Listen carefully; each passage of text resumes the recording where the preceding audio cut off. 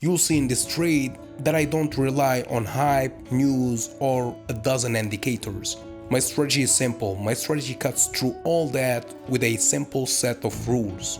And remember, a lot of discipline is involved. I don't overcomplicate technical analysis or price action. I make it as simple as possible. My main goal is to avoid getting distracted by the market. I have a vision, a strategy, discipline, rules, and that's it.